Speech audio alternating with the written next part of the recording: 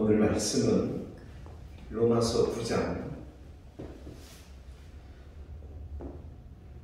19절 말씀으로부터 함께 은혜를 나누는 시간을 갖도록 하겠습니다.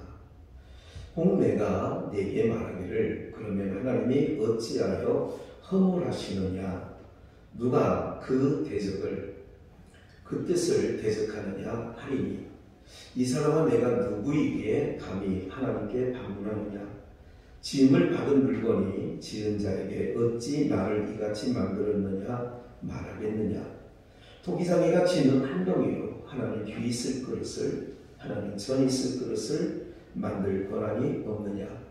만일 하나님이 그의 진노를 보이시고 그의 능력을 알리하고자 하사 멸하기로 준비된 진노의 그릇을 오래 참으심으로 관용하시고, 또한 영광받기로 예비하신 바 긍휼의 그릇에 대하여 그 영광의 풍성함을 알리하고자 하셨을지라도 무슨 말을 하리뇨. 24절, 이 그릇은 우리니 곧 유대인 중에서뿐 아니라 이방인 중에서도 부르신 자니라. 오늘 말씀은 지금도 작업 중이라는 제목의 말씀을 가지고 함께 말씀을 나누고자 합니다. 하나님은 지금도 작업 중이시죠. 하나님의 안식은 모든 일을 마쳐야 안식에 들어가게 되시는데, 요한복음에서 예수님은 아버지께서 이제까지 일하시니 나도 일한다, 안식일에 병자를 고쳤을 때 바리새인과 서기관들이 꼬투리를 잡고 예수님의 목을 잡고, 그리고 너는 왜 안식일을 범하느냐 할 때에 예수님께서 아버지께서 이제까지 일하시니 나도 일한다, 이렇게 말씀하셨죠. 일하신다라고 하는 것은 아직 쉼으로 들어갈 수 없다는 거죠. 인생들이 선악을 하려는 실과를 따먹고 에덴 동산에서 쫓겨난 이후에 하나님은 그때부터 안식할 수 없습니다.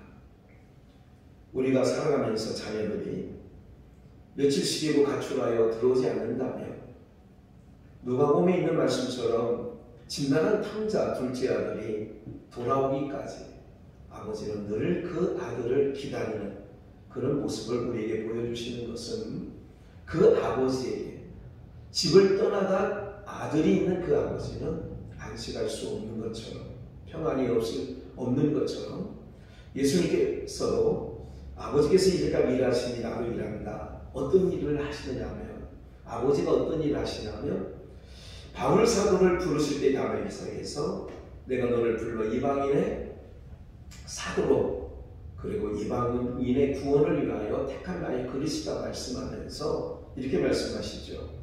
어둠에 있는 자를 빛으로, 사단의 권세에 있는 자를 아버지께로, 하나님께로 돌아오게 하려고 너를 택했다.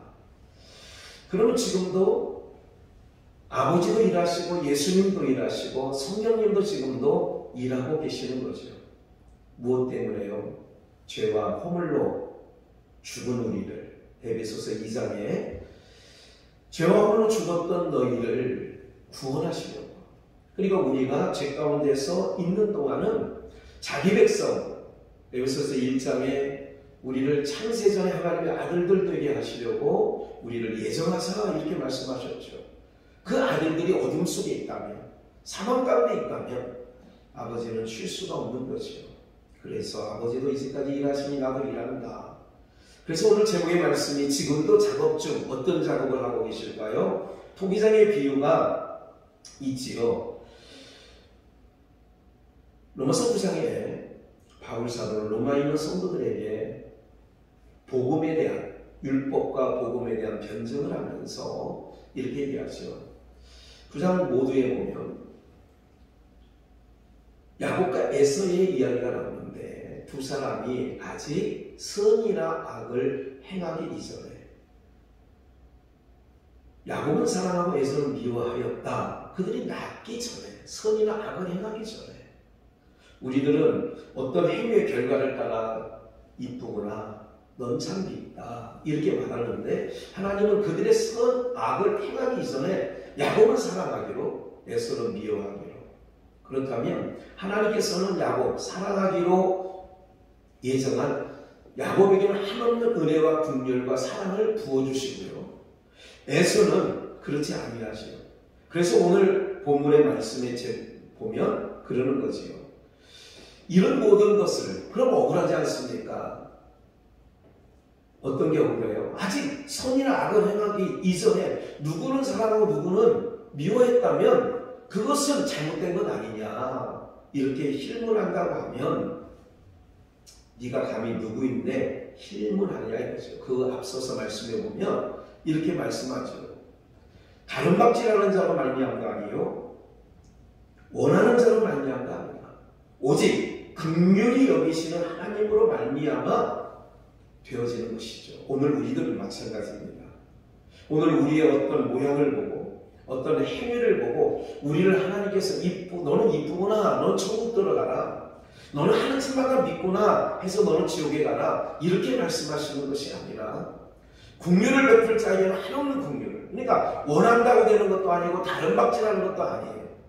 오직 하나님께서 긍휼의 그릇을 만들으면, 그래서 지는 한 덩이의 비유가 나오는 거죠. 21절 본문에 보면 20절에 먼저 보시면 하나님께 반문하느냐 짐을 받은 물건이 어찌 나를 이같이 만들었느냐 말하겠느냐 하시면서 21절 토기장이가 지는 한 덩이로 하나는 귀 쓸 그릇을 하나는 천이 쓸 그릇을 만들 권한이 없느냐 이렇게 말씀하고 계시는 거죠. 근데 천이 쓸 그릇이 있는 거예요. 이스마엘이죠. 가인이죠. 에서죠. 귀 쓸 그릇은 아벨이죠. 그리고 이삭이죠. 야곱이죠. 오늘 그러면 우리가 귀 쓸 그릇과 천이 쓸 그릇은 누구에 따라 결정이 되냐? 내 행위, 선악을 행하는 나의 모습이 아니라 이미 하나님께서는 긍휼히 여길 자와 긍휼히 여기지 아니할 자를 구별해 보셨다는 거죠. 그래서 야곱에게는 한없는, 여러분들 야곱 이야기를 잠깐 말씀드리면 야곱이 형의 옷을 입고 대신 들어가서 축복을 받았지요. 정말 축복일까요? 육신의 시각으로 보면 야곱은 축복을 받은 게 아니에요. 20년 동안 외삼촌 아버지 집에 가서 정말 눈붙일 겨를이 없이 낮에는 두리를 쓰고 밤에는 추위를 쓰고 그렇게 했는데도 그 악독자 같은 라반 외삼촌이 자기의 몫을 주지 않으려고 할 때에 여러분들 정말 힘들었다고 바로 왕에게 나중에 135세가 됐을 때에 바로 왕 앞에 섰을 때에 네 나이가 몇 살이냐 그럴 때 내가 10조의 나이와 비교할 수 없지만 내가 험악한 세월을 살았다. 여러분들 형을 대신하여 형의 옷을 입고 이삭 아버지에게 축복을 받은 결과가 험악한 세월이라고 하지 않습니까? 인간적인 시각과는 전혀 다르다는 것을 먼저 성경은 우리에게 말씀하고 있습니다. 진정한 복이 뭘까요? 저는 이런 생각을 해봅니다. 이 세상에서 많은 사람들이 내가 예수 잘 믿고 11조 잘 내고 하나님의 뜻대로 살아가는 것처럼 보이면 내가 이 땅에서 복 받고 산다. 그러면 세계 우리나라의 10대 그룹이든 세계의 10대 그룹이든 그 사람들이 11조 잘 내가지고 이렇게 잘 삽니까? 그들이 무슨 주일성수 잘해가지고 이렇게 잘 산답니까? 그래서 요즘 젊은 아이들이 교회 와서 얘기 들으면 논리가 안 맞는 거예요. 저 사람들은 예수 안 믿고 11조 떼먹고 자동차 다 하는데도 왜 잘 사고 우리는 그렇게 애쓰는데도 못 사냐. 이거 답이 없는 거예요. 그래서 젊은이들이 교회를 떠나고 있다는 그런 보도도 들어봅니다. 그럼 이제 본론으로 다시 들어가서 하나님 지금 작업 중이죠. 어떻게 작업하고 계시냐면 저는 출애굽기 25장에 보면 모세에게 여러 가지 율법 아래서 계명을 말씀하고 율례와 규례, 법도를 가르치면서 출애굽기 25장에서는 어떤 내용이냐면 성막 만드는 규례에 대해서 나오는 내용입니다. 제가 주목하는 것은 이런 것이요. 성막을 만들 여러 가지 재료를 말씀하면서 이런 거죠. 붉은 물들이 수양의 가죽, 해갈의 가죽, 조각목, 금과 은과 청색실, 홍색실 이렇게 다 준비해 그 광야 생활하는 이스라엘 백성들에게 그것을 성막 만들 재료를 준비하라고 하죠. 다 준비해 놓죠. 그런데 번제단, 떡상, 그리고 분향단, 법궤, 그리고 모든 기둥들, 모든 문짝, 이 모든 재료가 조각목, 다른 말로 시띠나무. 제가 조각목과 시띠나무를 보니까 아무 쓸만한 제목이 아니에요. 우리나라 옛날에 이쑤시개 많이 만들던 미루나무, 그거는 키가 쭉쭉 크죠. 근데 그 재질 자체가 약합니다. 그래서 이렇게 가구를 만들거나 집을 지을 때 그거 쓰지 못합니다. 우리나라 나무도 뭐 대단하게 좋은 건 없지만 그래도 이스라엘 조각목, 시띠나무, 조각목, 이거는 가시가 돋쳐 있고요. 꾸불꾸불하게 자라고요.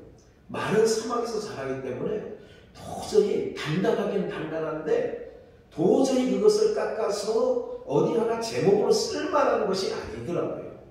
그런데 하나님께서는 모든 성막의 재료를 조각목을 사용하라는 거예요.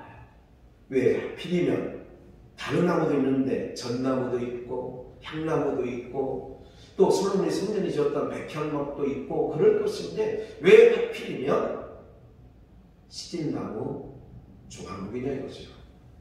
이것은 제가 깨달음으로 알고 보니까 광야, 물 한 방울이 없는 그 광야 40년 동안 생활하는데 물 없는 곳에서 자란 바로 나무가 조각목인데 이것은 하나님의 은혜를 떠난 인생들, 즉 에덴 동산에서 쫓겨난 죄악의 세상으로 내어 쫓긴 인생들의 삶의 모습이 바로 어디냐? 광야 같은 모습이고 거기서 살아가고 있는 인생들은 조각목처럼 어디 한 군데 쓸만한, 즉 집을 지을 때라든지 성전을 지을 때든지 쓸만한 제목은 아닌데 아닌 조각목을 왜 주재료를 삼았느냐는 거죠.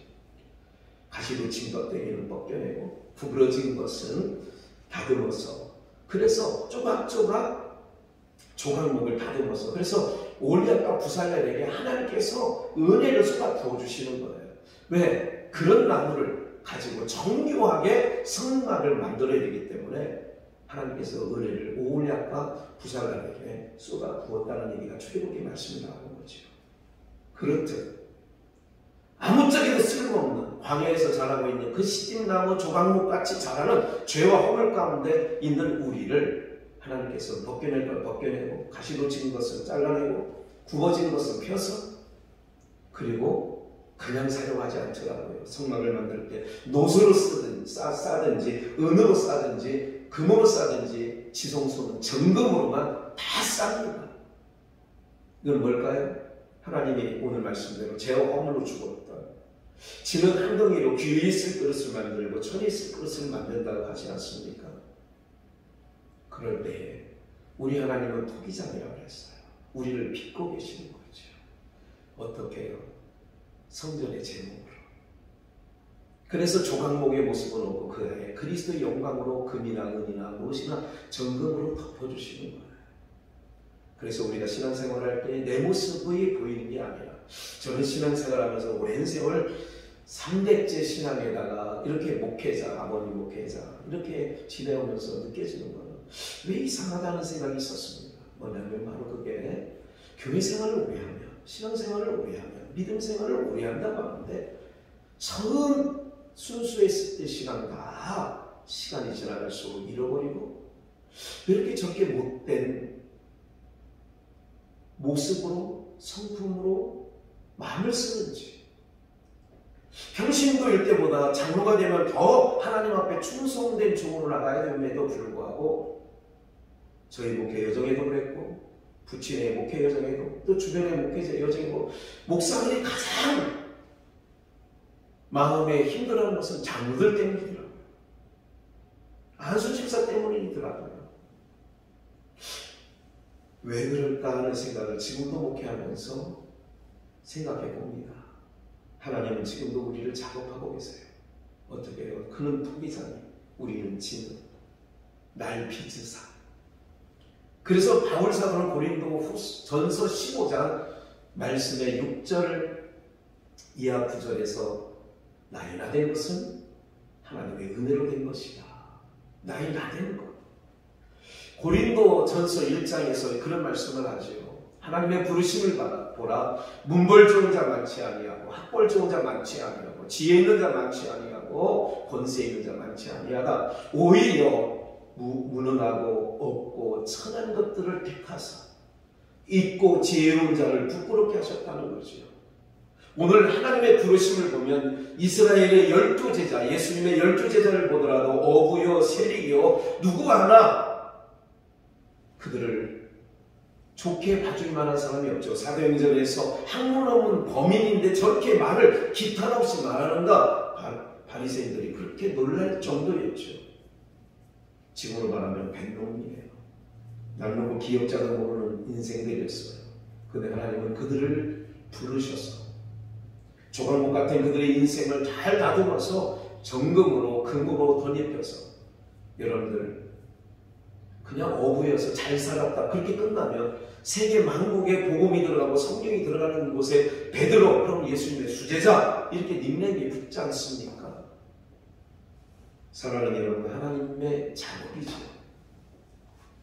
목수이신 예수님께서 잘 12제자를 다듬어서 하나님 나라의 성전의 제목 삼아주시는 것처럼 오늘 저와 여러분들은 얼마만큼 하나님의 다듬에 그 다듬으시는 하나님의 손길에 얼마나 의지하시고 지금도 우리는 하나님은 작업 중이라면 벗겨낼 건 벗기고 잘라낼 건 자르기 위하여 내 인생에 없었으면 하는 아픔과 고난이 우리에게 있는 겁니다. 버린 자, 유기된 자 그런 자들은 하나님이 그냥 버려뒀다. 로마서 1장에 보면 그들의 욕심대로 사는 것을 버려두셨다.